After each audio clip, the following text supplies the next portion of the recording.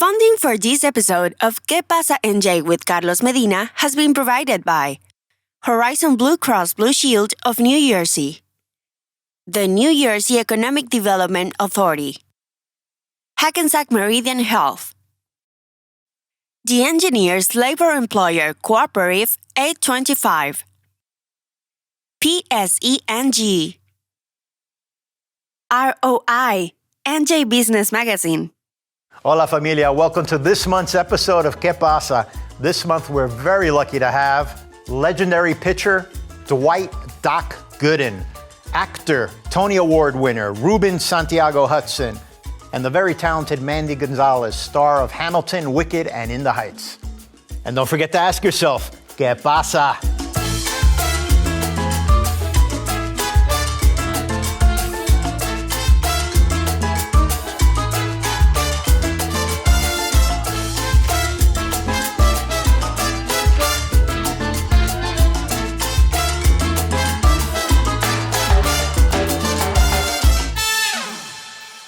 And our first guest is legendary pitcher Dwight "Doc" Gooden. Thank you for joining Que Pasa. Hey, how you doing, buddy? Thanks for having me.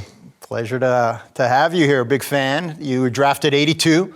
Yes. Played in the minors in 83 and then came up 1984 with the Mets? Yes. Yeah, I was drafted in 82 out of Hillsborough High School, Tampa, Florida. Okay. Played my first year in Kingsport, Tennessee, which is rookie ball for 2 months.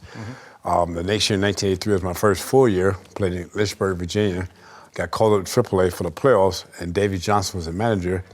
I pitched well for the playoffs and AAA World Series, and Davey said wherever he managed the following year, he was going to have me on his team. So I'm thinking, wow, at least I'll be in AAA, at 19 years old. Unfortunately, George Bamberger resigned. Davey got the big league job, and the rest was history from there. When you pitched in, I would say, 84, 85, 86, Many of my friends and experts say that in the top of your game there, they put those 3 years up against any pitcher in baseball.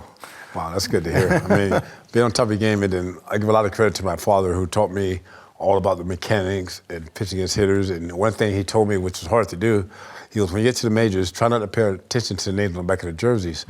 But it's hard not to know you're facing a Pete Rose or Mike Schmidt or Dale Murphy.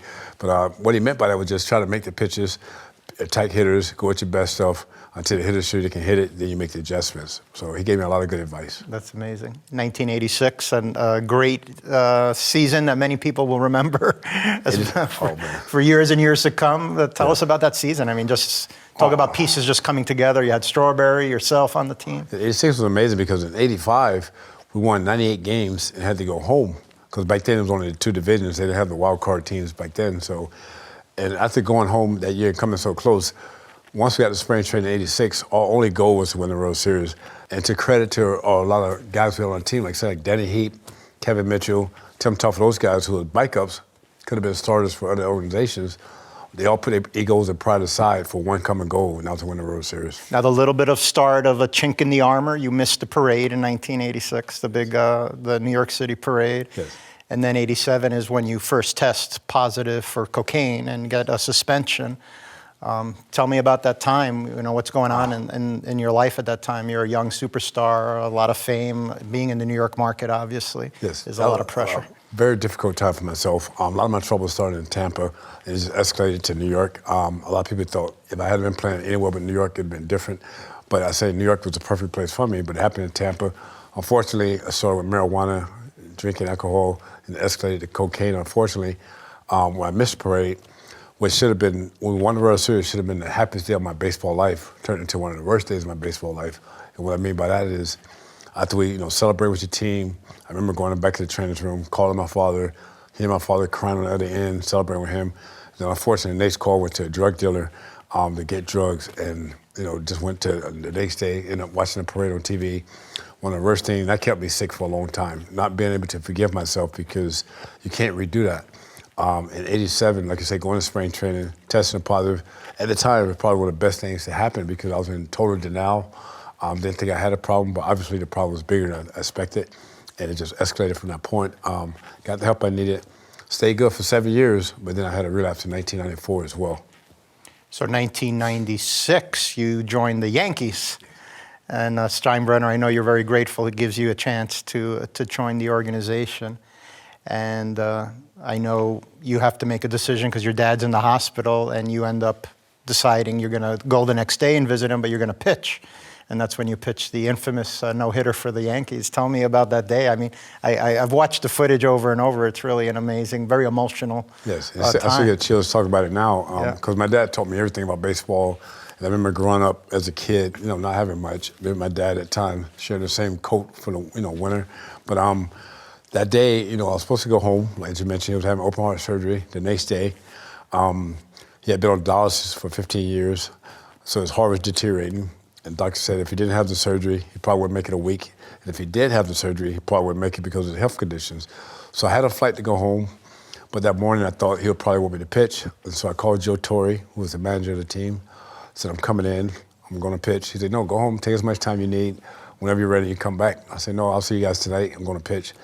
The next call went to my mom, who she didn't take it that well. She said, no, you have to come home. Your dad's expecting you. You need your support. All your family's going to be here. You have to be home. And I ended up hanging up on my mom, something you don't do, but I was just feeling that guilty, so I had to hang up. And the whole day going to the park, it just felt like a cloud was over my head. And once I got to the park, my good friend and pitching coach, Mel Stoudemire, who I had early in my career with the Mets, was there, so he talked to me, make sure I was okay. I said, I'm fine. And the first round of that game, I was standing between the clubhouse and the dugout in the walkway, wondering if I made the right decision or not. Sometimes tearing up, not knowing if I'm going to see my dad again. And not until the sixth inning when I realized I had the no-hitter, you see no runs, no hits, no errors on the scoreboard. So I was able to put my dad's situation aside, finish the game pitching, and then pitch the no-hitter. And the last game I threw to Paul Sorrento, who made the last out, was a hanging curveball. Basically just sitting right there on the tee. There's one way you throw it, and you're like, oh, but he pops it up. And it seemed like the ball was up in the air forever. When Jeter caught that ball, and I'm jumping up and down, and all I can think about when teams came off the field was the year before I was suspended, pitching at Yankee Stadium. Earlier that season, I was, taken out of rotation, got back in rotation because David Cohen had the aneurysm. Is my dad gonna be okay? And so after the game was over, obviously you don't sleep. He's up all night. I took a ball from the game. I was gonna give it to my dad the next day. When I got to Tampa to the hospital, he had life support. He had the surgery. The doctor said he did see the game. Never made it home. The last game he saw me pitch was that no-hitter, so that made it that much special. Wow. Yeah, that is a very touching moment. Now, during your suspension and some of those times in the 90s, I know I've heard you speak about even putting a gun to your head, feeling so depressed and that things were out of control that you've considered even taking your life. Yeah, that was a tough time. 1995, baseball was my whole life. That's all I ever knew, that's all I ever did. And I remember reading a letter from Bud Selig saying, you're suspended for an entire 95 season. I read the letter over and over.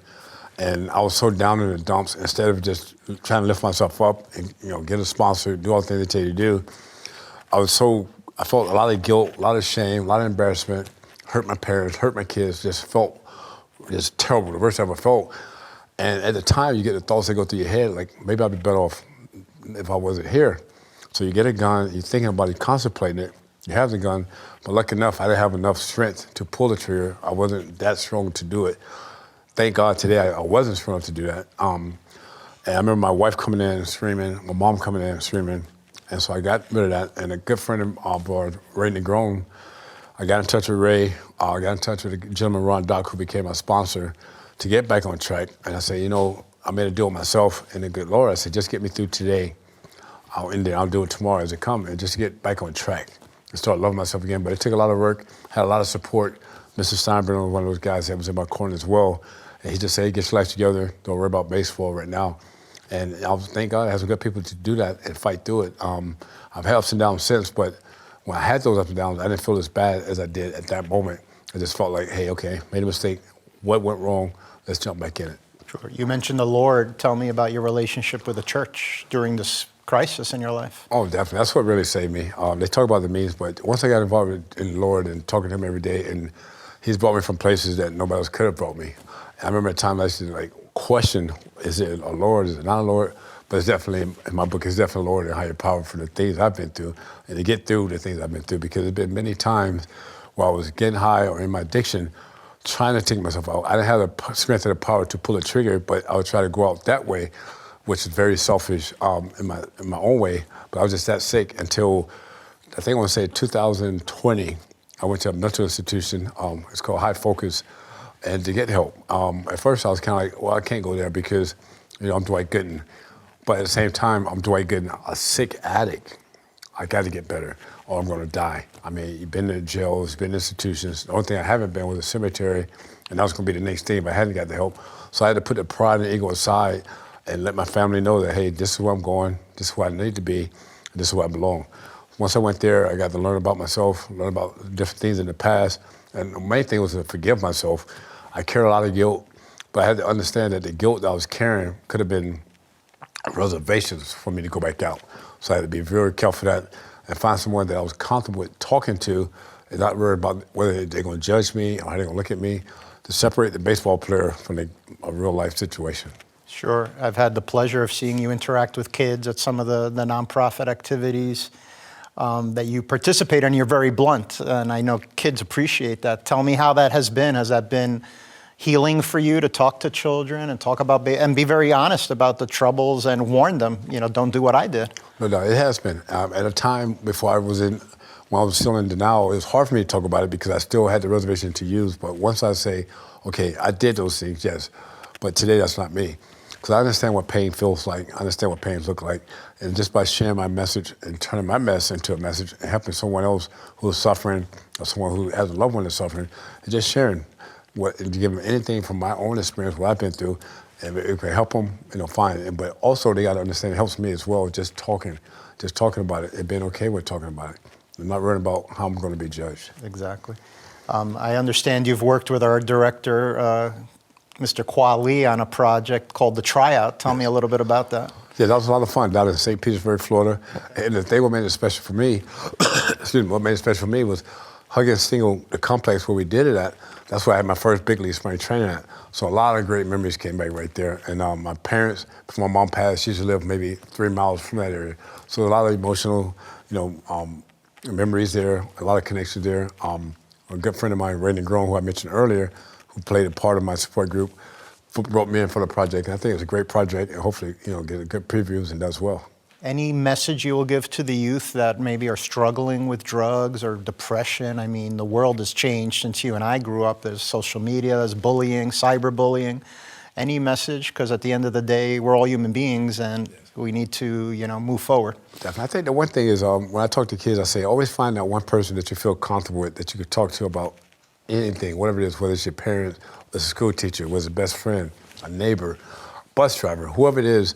Find that one person you can talk to and feel comfortable with and really sharing how you really feel and not worried about whether you're going to be judged or not. And being cool is not hanging out on the street corners trying to fit in. I was one of those guys that when I would go back to Tampa, I wanted them to know that I was still one of the same guys. And it got me in a whole lot of trouble, close to death many times. And then even still now, even though I'm clean and sober, but the consequences are still there. And I just say to kids, just be yourself, try to live your best life every day. Some days you're going to fall short, but the most important thing is find someone you feel comfortable with talking to about whatever the situation is. Thank you. Thank you for being vulnerable and sharing your story. Yes. We really appreciate it. Oh, thank you. Thank you for having me. Yes, sir. And up next, we have actor, director, and playwright Ruben Santiago-Hudson.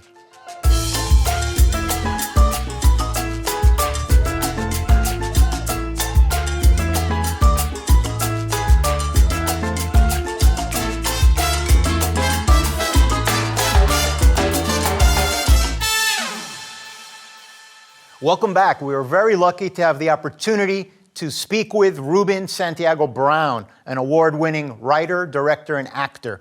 We sent camera crew all the way to San Diego to speak with him. You're going to hear great things about his career and about a new play he's in San Diego. Check it out. The roles as an actor that I pursue and that I accept are the roles that I think somehow give you a different perception as the audience of who I am as a person of color, whole, completely. So things that I can add to some humanity to, they interest me. Things that change your perception in the stereotypes that have been built about people of color. Well, as a screenwriter, I've written several films, including Ma Rainey's Black Bottom, the screenplay, and Lackawanna Blues, which is my autobiography screenplay and play. It took a process. It was an unveiling of personal memories more than anything. And then I had to find, obviously, structure. How do you write a movie? What makes a great movie? What are the arcs of the movie? What are the inciting incidents? All technical stuff. But once you get the technical stuff, then what it is storytelling. How do I disseminate, execute the best story to you, the audience, that's clear, entertaining, and enlightening? Everybody, Jimmy Smits, Delroy Lindo, Jeffrey Wright, Rosie Perez, Essie Patha Murkison, Ernie Hudson, you name it. We had Mos Def, we had the big lineup, and I was in there as well. I didn't plan to be there because it's my story, and I wanted other actors to do it, not me, because I do it as a one-man stage play. I play 26 characters. I did it on Broadway and was nominated for a Best Actor. But the movie, I let each actor tell their own story of who these characters are. But they are real characters. Lackawanna Blues. Okay. What attracted me most to directing Destiny of Desire was a need for me at this part of my career to spend more time dealing with my Latin roots. And so I was actively looking for plays by Latin writers. And when this one came to me, Destiny of Desire, it was, I immediately responded with a resounding yes, because it fit the bill for what I wanted. It was poetic, it was humorous, it was profound, and it had all Latin cast. So I was like, yeah, this is something I need to do. I need in my heart to do. I assembled the cast because I was looking for great balance of all. One of my goals was to not cast the net narrowly into one Latin country, but multiple Latin countries was my goal. So we have people in there from Chile, Colombia, Cuba, Dominican Republic, Puerto Rico, Mexico, Venezuela. I want the net to be wide. In the world, we're a big community, not a singular community. There are singular countries and cultures that should be honored, but it's a multiplicity of countries that bring the whole Latin diaspora together. And I wanted to show that in this play, and I did. Basically, I say if you love entertainment, enlightenment, an exciting evening in the theater, afternoon, this is the place to be. Get your tickets now. Destiny of Desire is destined to be a huge, huge hit. And get the tickets now before we go to New York, because New York will take your money. Here it's accessible. So I hope everybody comes to enjoy themselves to see Destiny of Desire. Thanks so much to Ruben for giving us the time to talk about his new play. And up next, we have actor-singer Mandy Gonzalez.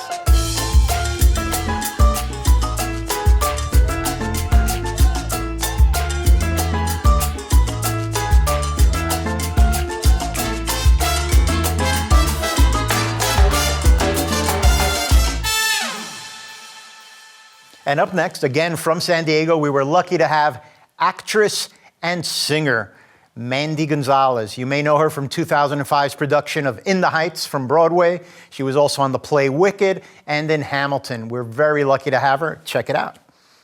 The first time I met Lin-Manuel Miranda was in 2004 for the reading of In the Heights. And when you do a reading of a new musical, usually you sit around a table and everybody reads out of the script. But I remember the first day he said, I know none of you know the songs, so I'm just going to sing all of the songs. And Alex Lacamoire started at the piano, and he started with Lights Up on Washington Heights. And I was sitting next to my friend Andrea Burns, and we just looked at each other, and it was like, who is this guy? And it was electric. It was like, and that's how it is. It hasn't surprised me that he's made such an impact on the world, because he is such a light.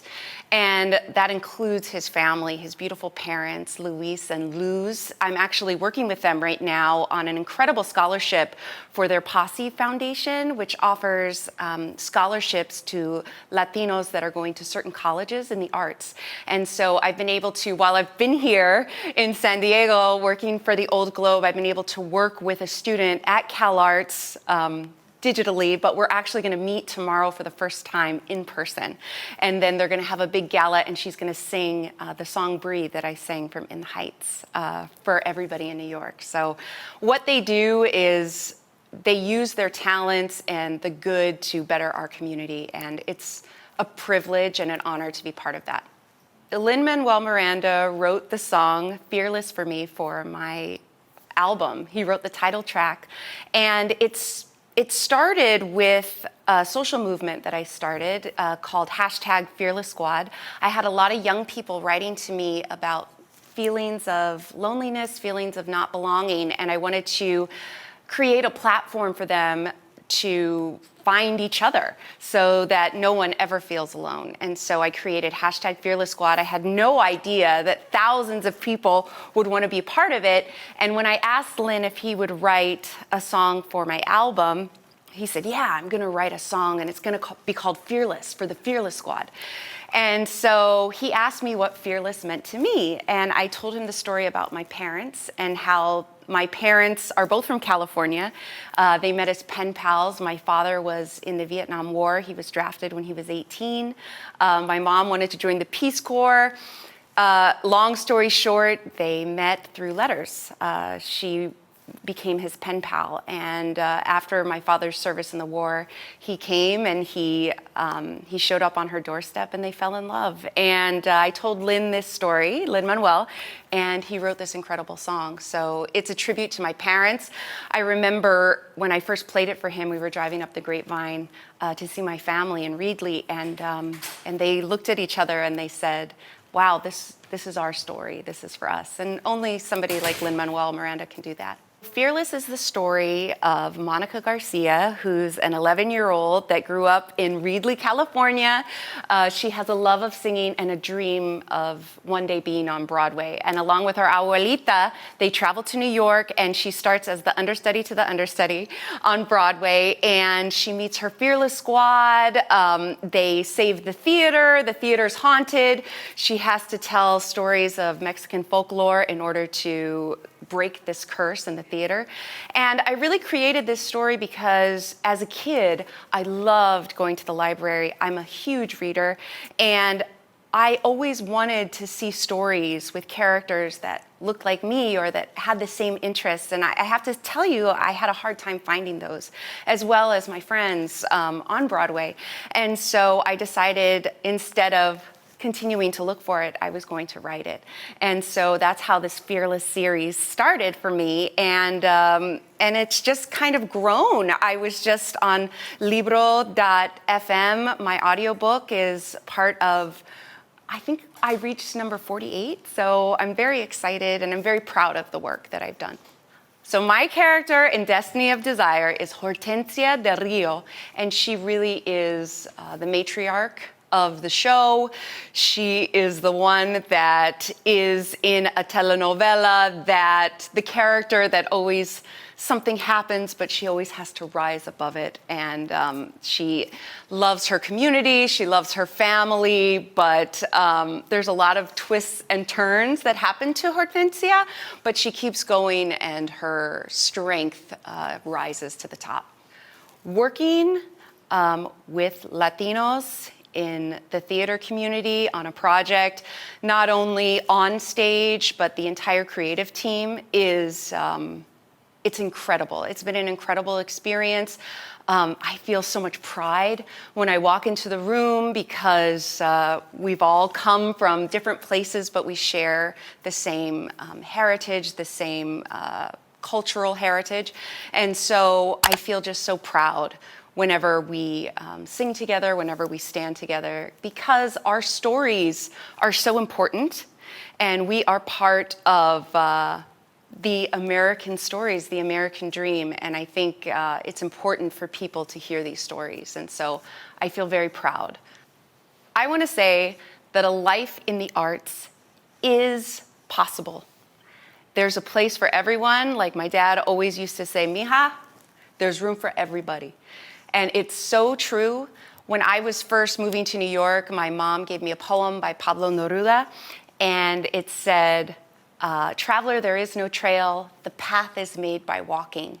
So sometimes it's just about the start, just putting one foot in front of the other, and your path will open up. It may not look exactly how you think it's gonna look, but I guarantee the adventure will be so worth it. So go for it. Thanks so much to Mandy Gonzalez for giving us the time to be on Que Pasa. We found out she actually lives in New Jersey. She does a lot for charity, and she's had an amazing career. Kudos to her. She's a real good person and very deserving of it.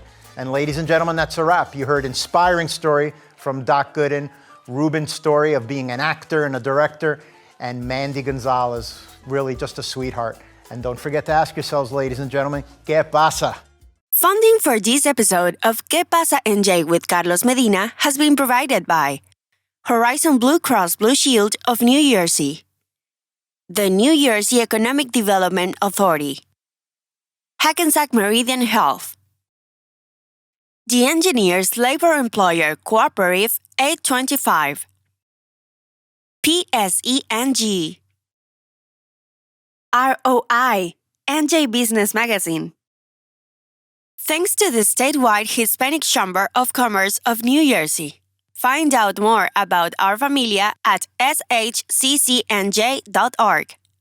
This has been a production of the Modesto Educational Foundation.